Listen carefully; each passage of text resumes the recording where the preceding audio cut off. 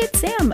Today I'm going to be doing a Christmas tutorial to make you feel like a Christmas princess, ready to get in Santa's lap and tell him everything you want for Christmas, or hyperventilate over your food while you avoid bringing up politics with your vaguely racist family members. This is what it looks like. I'm pretty proud of it. The lip's a little brighter than I would have liked, but I am new to YouTube. Kind of. And on that note, please don't come for me. I'm just having fun. Me and my donut would appreciate it if you subscribed. Here I am putting a bathrobe belt around my head as a headband, and here I am spraying my face with my rose water by Mario Badescu. It makes me happy.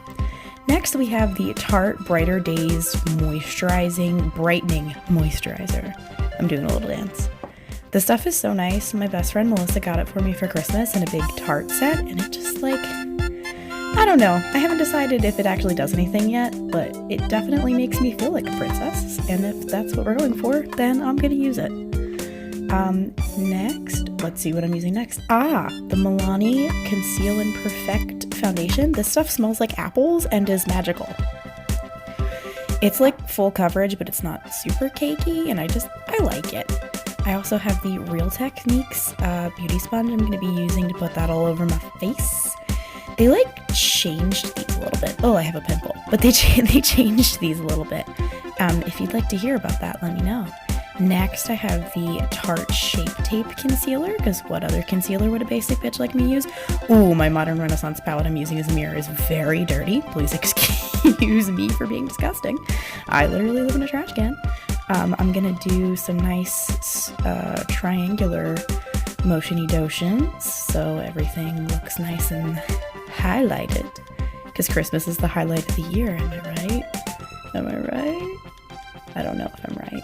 I look vaguely tribal. Is that cultural appropriation? I'm not trying to get clocked this early in my YouTube career. I'm also putting it on my eyelids because I don't have any actual eyeshadow primer. I'm not a fancy biatch like that. That's not how I roll. I am blending it in with my finger. You can't see anything I'm doing because I'm holding the palette in front of my face. I just realized that and made a face, so that's good. At least I know when I'm messing up. But yeah, this will just provide a nice base so none of your eyeshadows skip and your eyelids are concealed and all. I blended all my concealer in with my beauty blender, and now I'm going in with the Coty Airspun Loose Powder, which is very messy. As you can see, it is all over my desk, and it's super Flashback Mary, but I don't have money for any other setting powder. So if you have Laura Mercier, I'm jealous of you. I literally just sprinkled it on my carpet. I'm sure my mother is thrilled. So I'm patting that in. I don't really like to bake with it because I have dry skin, so I just take a little sparing amount and kind of pack it in to set my concealer so it lasts, but I don't use a whole lot and brush it away because I just tend to get real cakey. It isn't a good look for me. So next, I'm going in with, oh wait, no I'm not. I'm just enjoying the powder. Whoa, that was gross. Ooh. Oh, I have that in there twice for emphasis. It's fine. Everything's good. It's all good in the hood. Shake it out. Take a moment. We're recovering. We're sticking our tongue out. I am really just living. So now I'm considering here whether I should do my contour or my eyeshadow first, because I already did this in the wrong order because Modern Renaissance gets fallouty and I already did my under eye concealer, which later in the video becomes a huge problem. But hey, you live, you learn. I'm taking this e.l.f. brush to put my base shade on. It's actually like a concealer brush, I think. It's like kind of an old brush and the actual name of it is rubbed off, but just like a big fluffy guy. And I didn't show you because I suck, but I'm taking the Modern Renaissance shade Tempi, and I'm putting it all over my lids to kind of set down the concealer base and make sure that we have a nice canvas. Why am I making duck face? God. Next, I'm getting another brush. I think I go in with my Morphe 441. Yep, Morphe 441. Nice and floofy. And I'm going to take the shade Buen Fresco. Maybe I'll actually turn around and show you that for a change. Tap off the excess, girl. There you go. Yes. Oh my god, it's so dirty. I'm so sorry. But I'm going to use that as a transition shade, so I'm just going to buff that into my crease. This is my like favorite transition shade ever. Just, it's like, I don't know, I feel like it's kind of neutral. Like you can kind of do what you want once you have this on. I don't know if that's wrong, don't come for me, but I really like it. It's like a pretty purpley color, and I feel like when I go into like the rest of the reds in the palette, it just like makes everything really pretty and gradient, and it makes me happy. I'm really enjoying Morphe brushes. This is the first one I have, and I just got it. Why do I keep making duck face? God, Sam. Okay, next, I believe I'm doing a lot of thinking in this video, aren't I? I'm taking my 443. I think I had the 441 before, and this is the 443, so it's a little smaller and a little more like densely packed. I'm taking a warm taupe, and I'm concentrating that a little more on the outer edge of my crease and keeping it a little lower. So I'm starting to create that gradient in the crease with a little bit of a darker color. It's giving my eyeballs a little bit of definition because you want your eyes to be defined for Christmas. Woo! Oh my god. I'm so sorry. Oh, and now I'm taking the initial brush that I used, that big fluffy elf thing that I don't have a name for, and I'm kind of just blending all my crease colors together to make sure that that upper line where it goes into my brow bone isn't super weird and harsh, because I tend to get that line tends to look weird on me. I'm not going to use that brush. I'm going to use, ignore my nails, I'm going to use this pencil brush from e.l.f. It's called the Contour Brush, but it's a pencil brush. And I am taking Red Ochre. You love how I know the modern Renaissance shades without even looking at it? Haha. Now this is going to look bad for a minute, but trust me, I made it work. I'm putting that on like the outer third of my lid. Oh no, fallout happened. Yeah, fallout happens. It's fine, I fixed it sort of later, but I'm concentrating that on the outer third of my lid and my outer corner to kind of give it a pop of like a dense reddish maroon shade on the outside, which I think is very holiday and nice. This is me realizing that it needs to be blended a lot more, and taking that fluffy 443 again and blending it up into the crease.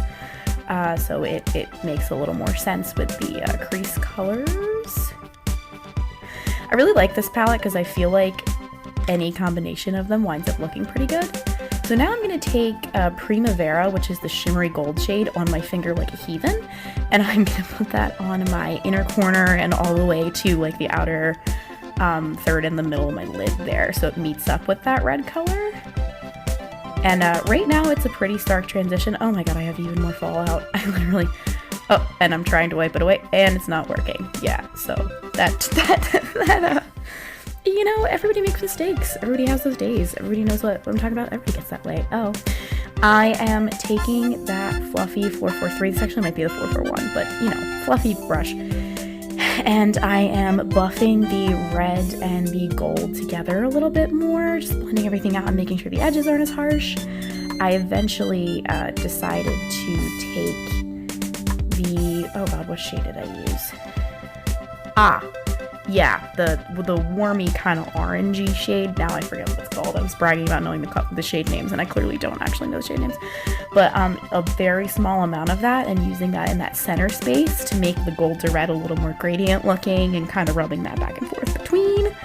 And now I am semi-satisfied with my eyeshadow after doing a little more crease blending, because I'm obsessed with crease blending. I will be found dead crease blending.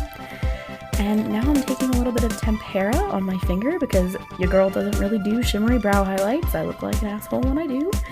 And I am putting that on my brow bone to finish off the eyeshadow look. You can't see anything, Sam. There you go. Now I'm using my NYX Epic Ink felt tip liner to do a little bit of a wing out. This isn't my best work as far as eyeliner wings go, because I was a little bit stressed at the time, but I am pretty good at it. If you'd like a tutorial on that, please let me know. I'm taking the Tarte Gifted mascara. I do think that this look really nice with false lashes, but your girl is broke from Christmas shopping, so I don't have any fake lashes to apply right now, so we're using Tarte Gifted. And we're back to the contour stick. Don't come for me, this is how I do it, okay? It's fine. It's fine. Everything is okay. I actually really like these contour sticks. It's from Kiko, Kiko Milano. I'm not sure if they're sold online or not. They have a I mean, I'm sure they are sold online, but the place that I shop is in the mall near me. They have a storefront. They used to be really cheap and then they got really expensive, but I really like this contour stick because it's like a super neutral tone and I have a super neutral undertone to my skin, so I kind of need it. I'm blending that out with my beauty blender and making sure that it doesn't have any stark lines so no one can clock me. And now I'm going to take my Tarte blush in Monarch, which is a nice peachy shade, very like subtle happy glow, on my e.l.f. blush brush. Gonna smile, put that on the apples and sweep it back a little. And at this point I realized that I never used my contour powder, which I use a little bit of both because I kind of use a pretty sparing amount of both. I mean, I don't know that that was a sparing amount. I don't have an excuse. I use both, okay? And I use the e.l.f. complexion brush. This is from the whole collection that has the like silver bottoms. I like those brushes a lot. I mean, I don't have a huge luxury frame of reference, but the e.l.f. brushes do get the job done, so I recommend. Notice how I'm making duck face when I'm not even contouring. Yeah, there we go. A little bit on the forehead, and I will do a little bit on the jawline. I'm not big into jawline contouring. Next, I'm going to use my very well-loved sugar scrub from Lush, popcorn flavored. It tastes like kettle corn. It's the best thing ever. Because I did use a liquid lipstick, so I like to exfoliate first so I don't get all crusty. And now I am using my Rosy Vaseline, if I can get the lid off. This stuff tastes so good. It's like the rosy flavor, and at first I was like, that's a little weird, but it's actually so nice, and it's so moisturizing. For highlight, I'm using the NYX liquid highlighter, the Away We Glow highlighter in this shade State of Flux. It's a little bit pinky. Right here when I put it on, it looks like it's so blinding, and then as soon as you blend out the edges, it blends to almost nothing. Like, it blends to a very soft glow. So I don't love these because when I got it, I was like, oh, it's gonna be so blinding. It's a cream highlight for like drugstore. It's gonna be awesome. And it, oh my gosh, yes, I forgot that I flicked it in my eye. That did happen. That did happen. But it turns into a little bit more of a glow from within moment. Once it's tapped out, it blends out to a pretty subtle time, which I think is good for Christmas. You don't want to be blind and grandma at the dinner table, you know, how it is. Tapping it out, feeling myself a little, feeling myself a lot. Okay, so this is where things get a little shifty. This is the L'Oreal Color Riche in Always Red lip liner. It is not as pigmented as I remember it being, and I am not an absolute champ at lining my lips, but I did my darndest to give a good base for my liquid lip. I always, if I'm like doing a red lip that I want to last a long time, I always line my lips and fill my lips in completely with the lip liner before I put a liquid lip over top. It just, you know, when that liquid lip eventually dissipates, you've got something under there holding down the fort, because a red lip, it's very noticeable when that starts to fade. Obviously, it's a pretty bold color. But this stuff did not do quite as much as I remembered it doing. It's not extremely pigmented. I mean, granted, I did have some product on my lips that I had accidentally gotten there, like foundation and such, but, you know, it was a little more of a subtle tint because I was hoping it would be a more pigmented deep red and that I could put the more orangey, here it is, the more orangey liquid catsuit shade over top and it would tone it down. But it didn't really tone it down, but that was okay. I wound up being a fan of the way that this looks. So I'm using the Wet n Wild Liquid Catsuit liquid lipstick in the shade, what's the shade called? Flame of the Game is the name of the shade, which is a fun shade name. It's a bit of an orangey red. It's a little more vibrant than your usual understated red, which I think is fun. If you can't at Christmas, when can you? Hitting it with a little more setting spray, clearly feeling myself very deeply. And yeah, that's the look. So please subscribe if you enjoyed. I did my darndest. Yeah. That's what I get for trying to be cute. The camera fell over. Oh well. Goodbye.